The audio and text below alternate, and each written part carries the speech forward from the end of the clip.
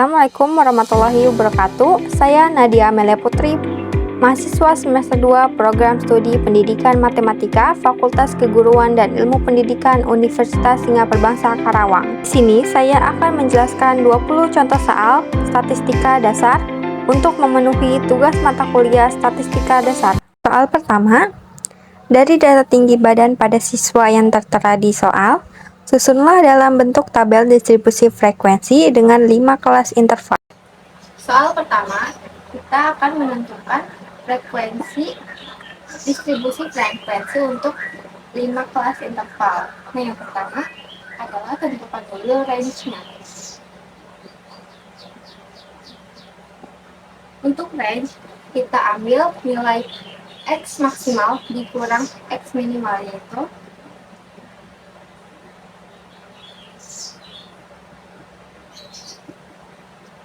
untuk X maksimalnya 167,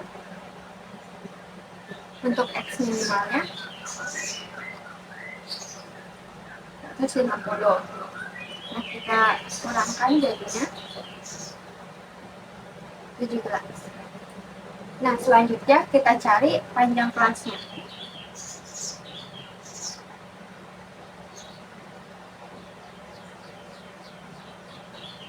Untuk panjang kelas kita cari dari range dikurang dengan frekuensi untuk 5 kelasnya.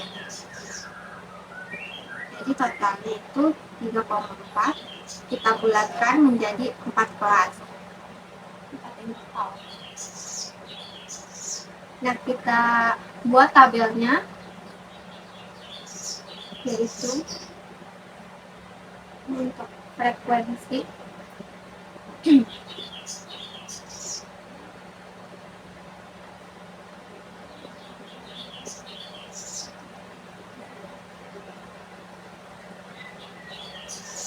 (150 sampai 153, 154 sampai 100,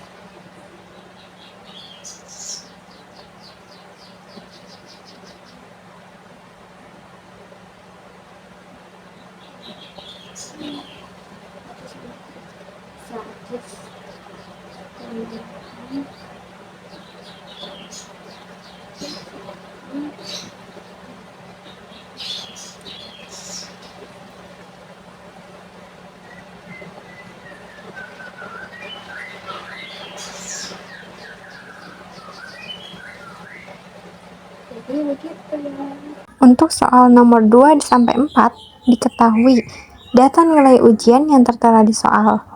Tentukan nomor 2 mean, nomor 3 median, dan nomor 4 modus. Oke, di sini kita punya data nilai ujian yang tunggal. Yang pertama, mencari mean atau nilai rata-rata, yaitu dengan menjumlahkan semua data tersebut, lalu dibagi dengan jumlah data ini. Kita jumlahin dulu, yaitu hasilnya 150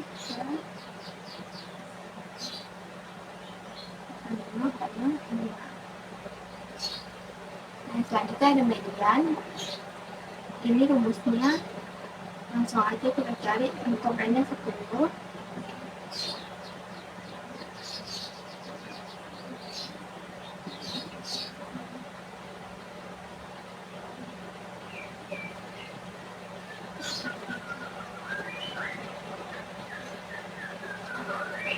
Lalu dibagi 2, yaitu 5. Ya, 10 bagi 2 tambah 1 itu 5. Kita cari X5-nya 85, X6-nya 90, hasilnya 175, dan 2 tambah 6, 87,5. Yang keempat, kita akan cari modusnya. Modusnya yaitu data yang nilai yang sering muncul, yaitu 9.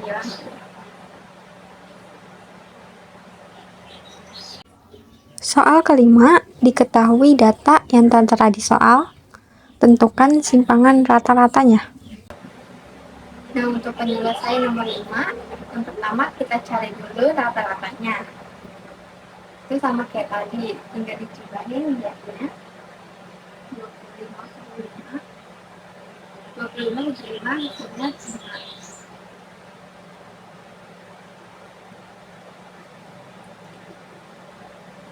Nah, yang kedua, kita cari simpangan rata-ratanya. Ini rumusnya, ini udah aku masukin. Untuk X1-nya ini, terus X2-nya kita kurangi aja. Jadinya, ini. Itu 9/5. Soal nomor 6-9. Sebuah penelitian dilakukan untuk mengetahui distribusi waktu dalam menit yang digunakan oleh 40 mahasiswa untuk menyelesaikan ujian statistika. Data waktu pengerjaan disajikan dalam tabel distribusi frekuensi berikut yang tertera di soal. Nomor 6 tentukan median, nomor 7 median, nomor 8 modus, dan 9 simpangan baku. Nah, untuk penyelesaian nomor 6, mencari median yaitu mencari median data kelompok itu rumusnya X bar sama dengan jumlah FI dikali XI per jumlah FI. Nah, langsung aja jumlah FI dikali XI itu 2340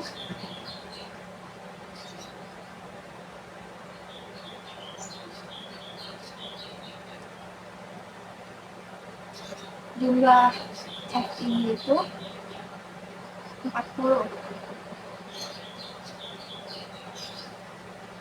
Ini langsung aja kita bagi hasilnya jadi 58,5. Untuk penyelesaian soal nomor 7, yaitu mencari median untuk data kelompok, rumusnya ini. Yang pertama kita cari dulu nilai 2 dikali N per 4 dulu untuk menentukan si batas bawahnya. Dan nilai tersebut diambil dari sampel yang ada, terus dibagi dengan 4. Hasilnya ada 20. Nah, 20 termasuk ke dalam frekuensi yang ini. Jadi, ini adalah kelas mediannya. Nah, kita cari untuk batas bawahnya yaitu 50. 50 dikurang 0,5 yaitu 49,5. Nah, untuk frekuensi kumulatif diambil dari sebelum kelas median yaitu 6 ditambah 4 hasilnya 10. Nah, untuk frekuensinya kita ambil di yang berada di kelas mediannya yaitu 10 juga. Nah, W itu adalah panjang kelas intervalnya itu 10 juga. Nah, kita masukin aja ke dalam rumusnya yaitu K9,5 dikali 10 dikali 20 dikurang 10 per 10 dikali 10. Nah, langsung aja kita jumlahin 20 dikurang 10 hasilnya langsung 10 hasilnya 10 dikali 10 dikali 1 10 dan 10 dikali 49,5 yaitu 59,5. Untuk penyelesaian soal nomor 8, mencari modus untuk data kelompok. Ini rumusnya yaitu B plus 2 D1 dibagi D1 plus D2 dikali W. Nah, pertama-tama kita cari dulu untuk kelas modusnya. Kelas modus itu kan diambil dari data yang sering muncul. Jadi, yang paling banyak itu frekuensinya 12, berarti di sini kelas modusnya. Nah, untuk B batas bawah dikurangi 0,5 yaitu 60 dikurangi 0,5 hasilnya 59,5. Nah, untuk D1 kita cari adalah frekuensi kelas modus dikurangi frekuensi data sebelum kelas modus. Hasilnya yaitu 12 dikurangi 10 yaitu 2. Nah, untuk D2-nya sama juga 12 dikurangi nilai yang di bawah kelas modus yaitu 6, hasilnya jadinya 6 juga. Nah, untuk W yaitu 10. Nah, langsung aja kita masukin nilainya ke rumus tersebut yaitu 59,5 plus 2 per 2 plus 6 dikali 10. Nah, 59 ditambah 2 per 8 dikali 10 hasilnya 59,5 plus 2,5. Itu hasilnya 6,2. 62.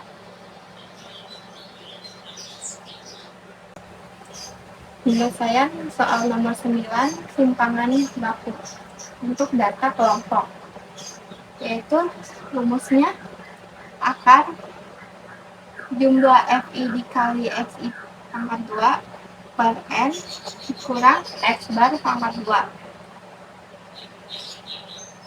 sama dengan akar jumlah FI dikali XI kuadratnya itu 143.850 per N itu 40 dikurang X bar kuadratnya 3422 di 0,25. Nah, hasilnya jadi akar 174.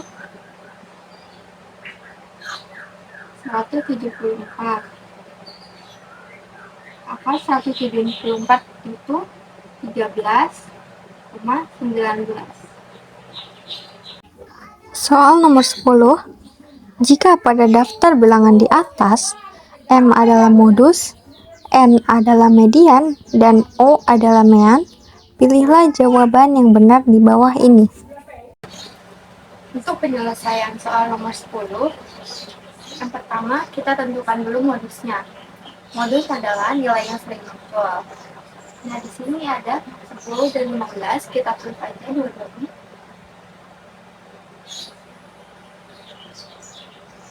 Nah, mediannya di sini menggunakan rumus yang tadi yaitu X 10 per 2 plus X 10 per 2 plus 1 dibagi 2. Nah, ini X5 nya yaitu 15. Untuk X6 nya juga sama 15 dibagi 2, hasilnya adalah 30 per 2. 30 dibagi 2 yaitu 15 juga. Nah, untuk mean rumusnya sama kayak tadi juga. Ini dijumlah terus dibagi dengan 10. Hasilnya 144 per 10. 144 dibagi 10 adalah 14,4. Dan sekarang kita cari yang mana yang lebih besar atau lebih kecilnya. Nah, di sini ada 10, 15, 15, dan 14,4. Oh, lebih kecil dari modusnya, dan modus sama dengan median. Jadi jawabannya yang D. Soal nomor 11. Dari 5 mahasiswa dan 3 mahasiswi akan dipilih 1 orang secara acak. Berapa peluang terpilihnya 1 orang mahasiswi?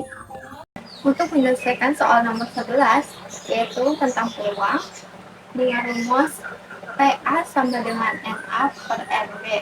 Kita cari dulu untuk NA-nya adalah total mahasiswi, karena yang akan ditanyakan peluang mahasiswinya. Dan untuk NB yaitu total keseluruhan mahasiswa dan mahasiswi. Hasil 5 ditambah dengan 3 sama dengan 8. Nah, langsung aja kita masukin ke rumusnya. Untuk Na 93 dan NB-nya itu 8. Dan kalau kita ke desimalin jadi 0,375. Soal nomor 12. Sebuah dadu dilempar satu kali, berapa peluang munculnya mata dadu lebih dari 4? Untuk penyelesaian soal nomor 12, ini masih soal peluang, yaitu yang pertama diketahui sampelnya ada mata dadu ya. Mata dadunya ada 1 sampai 6.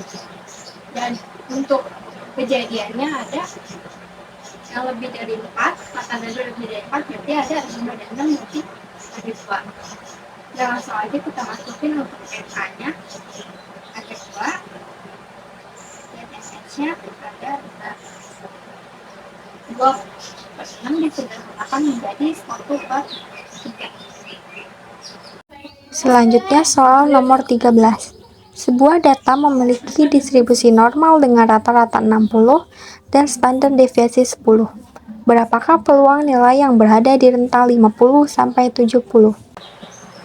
Untuk penyelesaian soal nomor 13, yaitu berapa peluang yang berada di rentang 50 sampai 70.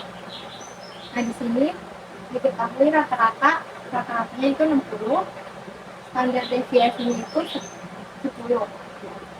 Nah, kita hitung pertama yaitu untuk Z score. Untuk Z yang pertama yang 50 dikurangi 60 itu hasilnya kan minus 1 ya. Nah, untuk Z yang kedua 70 hasilnya 1. Nah, kita periksa tabel. Untuk tabel Z pada P kurang dari minus 1 dan P kurang dari 1.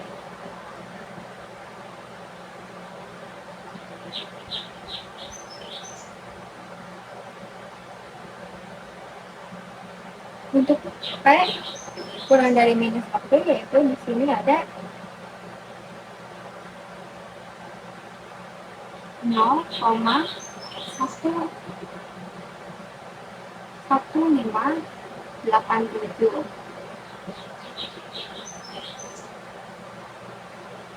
Untuk yang lebih dari satunya yaitu 0,84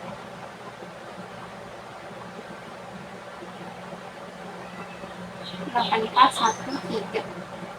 Nah, hitung peluangnya itu dengan cara ini masukkan nilai 0,1580 dikurangi dengan 0,8413.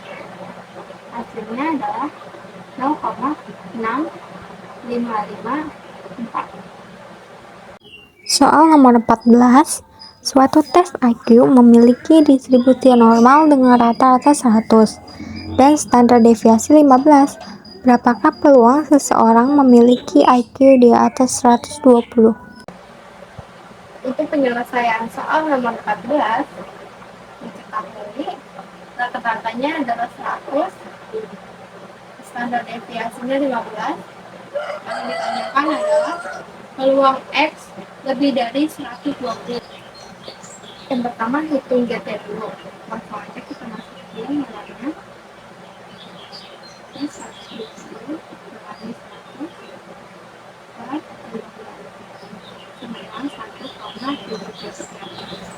Nah, di sini kita lanjut ke tabel Z-nya.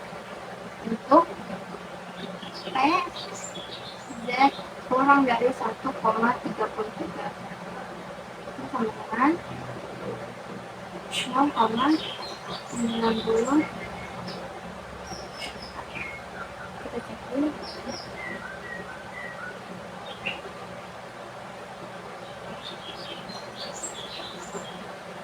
80.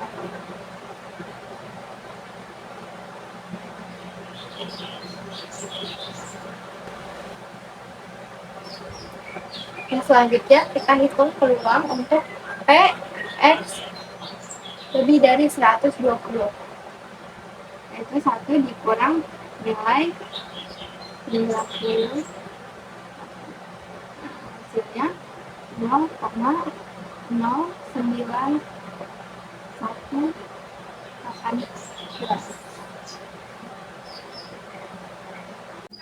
Soal nomor 15, tinggi badan siswa SMA kelas 12 mengikuti distribusi normal dengan rata-rata 170 cm dan standar deviasi 6 cm. Berapa peluang seorang siswa yang memiliki tinggi lebih dari 180 cm? Untuk penyelesaian soal nomor 15, yang pertama diketahui untuk rata-ratanya 170 cm. Untuk standar deviasinya 6 cm. Ditanyanya peluang X lebih dari 180. Yang pertama itu hitung Z-score. Langsung aja 180 dikurangi 170 dibagi 6 sama dengan 1,670. Nah, kita periksa tabel Z. Untuk peluang Z kurang dari 1,67.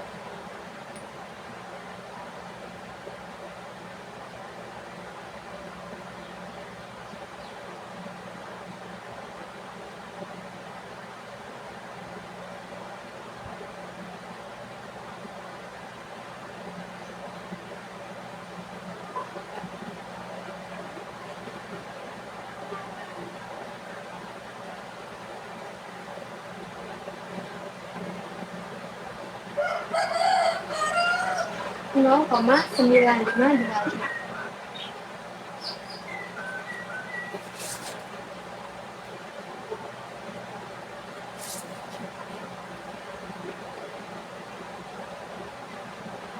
Selanjutnya kita hitung P X lebih dari 180.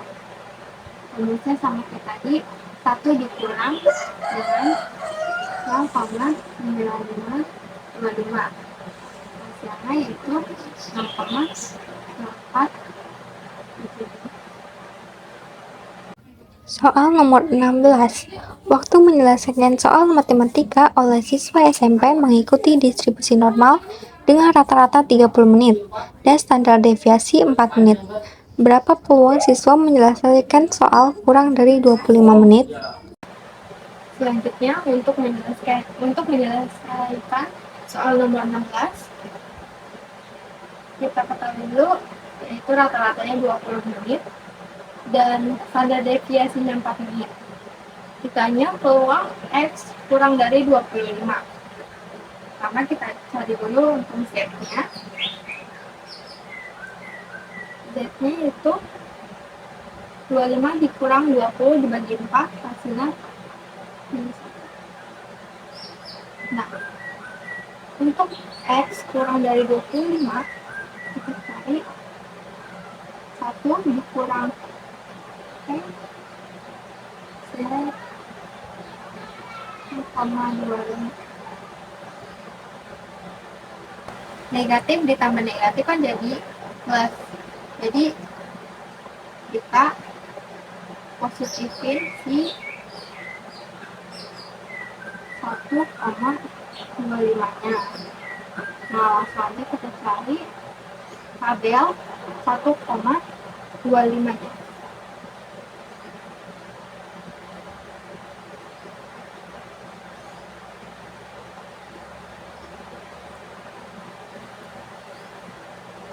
Ini 0,8944. Hasilnya 0,1056. Soal nomor 17. Suhu udara di kota B selama musim panas mengikuti distribusi normal dengan rata-rata 35 derajat Celcius dan standar deviasi 3 derajat Celcius. Berapa peluang suhu pada suatu hari yang kurang dari 32 derajat Celcius? Untuk menyelesaikan soal nomor 17 tentang suhu udara di suatu kota dengan peluang X kurang dari 32 derajat Celcius, yaitu pertama kita cari dulu untuk Z. Nah, Z itu dijumlahkan menjadi 1 minus 1,00. Kita periksa untuk tabel Z-nya. Untuk peluang yang kurang dari minus 1,00 nilainya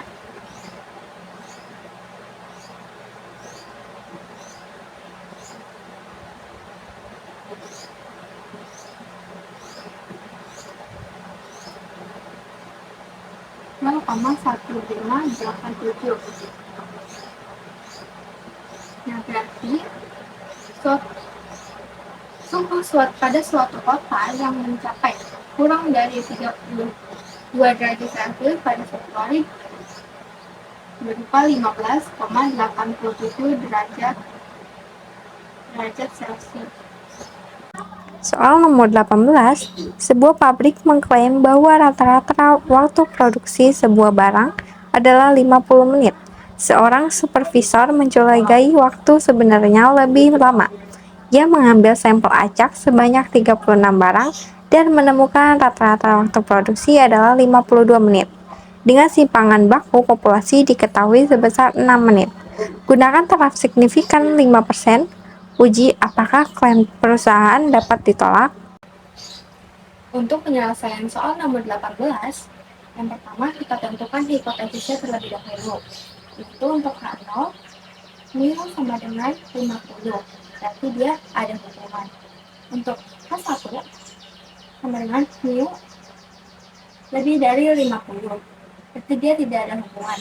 Dan yang kedua, diketahui di soal tersebut yaitu mu 0 sama dengan 50, X bar 52, standar deviasinya 6, N-nya adalah 36, dan taraf signifikannya 5%, atau kalau didesimalin jadi 0,05. Nah, yang ketiga adalah kita hitung nilai uji Z.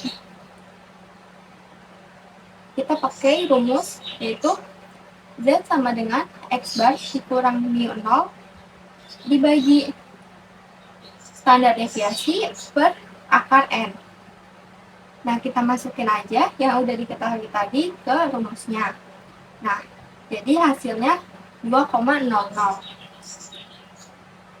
Nah, selanjutnya kita tentukan nilai Z kritis pada taraf signifikan 5%, yaitu 1,645. Nah, di sini kita bikin dulu grafiknya yaitu kayak gini. Nah, ini daerah untuk si taraf signifikannya 1,645. Nah, ini daerah si H0 yang ditolak. Nah, jadi kesimpulannya adalah terdapat cukup bukti pada taraf signifikan 5% untuk menyatakan bahwa rata-rata waktu produksi tidak lama dari 50 menit. Untuk soal nomor 19, seorang dosen ingin mengetahui apakah rata-rata nilai ujian mahasiswanya berbeda dari 75. Nah, ia mengambil sampel acak sebanyak 25 mahasiswa dan diperoleh rata-rata nilai 78 dan simpangan baku sampelnya 10. Gunakan taraf signifikan 5% untuk uji apakah rata-rata nilai mahasiswa berbeda dari 75. Jawaban nomor 19 barangkali seperti tadi. Yaitu yang pertama, tentukan hipotesis. Untuk H0 sama dengan mu sama dengan 75.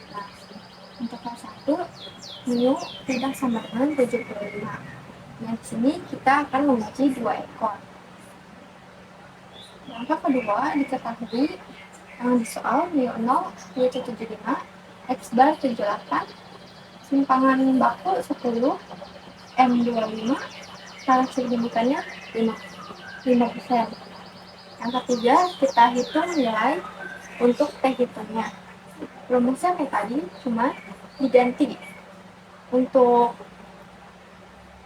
standar deviasi kita ganti menjadi simpangan baku sampel yang tertera di soal. Nah, tinggal kita masukin aja dari yang diketahui tadi ke rumusnya. jadi jumlahnya 1,5. Nah, selanjutnya tentukan T kritisnya. Di sini derajat bebas kita cari menggunakan N dikurangi 1, yaitu 24. Nah, karena kita uji 2 ekor, maka tiap sisi ekornya itu 0,025 atau 2,5%. Nah, tabel T kita cari T 2,5%, 24, nilainya kurang lebih 2,064. Nah, untuk T sama dengan 1,5 lebih besar dari T kritisnya 2,064, maka H0 tidak ditolak. Nah, ini untuk grafik uji 2 ekor. Ada sisi kanan yang nilainya positif dan sisi kiri yang nilainya negatif. Jadi ini untuk daerah H0 tidak ditolaknya. Nah, kesimpulannya, maka tidak terdapat cukup bukti bahwa pada taraf signifikan 5% untuk menyimpulkan bahwa mean dari nilai mahasiswa itu berbeda 75 dari 75. Soal terakhir nomor 20. Sebuah penelitian ingin mengetahui hubungan antara jumlah jam belajar X dan nilai ujian Y. Data yang diperoleh adalah sebagai berikut yang sudah tertera di soal. Penyelesaian soal nomor 20 tentang analisis regresi. Yang pertama, ini kita cari dulu untuk nilai X, Y. Karena yang X dan Y-nya sudah diketahui di soal, jadi kita cari X, Y, dan X pangkat 2-nya. Nah, ini nilai X, Y-nya tinggal dikali-kali aja. Hasilnya jadi 1600, dan untuk X kuadratnya yaitu 120. Nah, ini adalah model regresinya Y sama dengan A plus BX.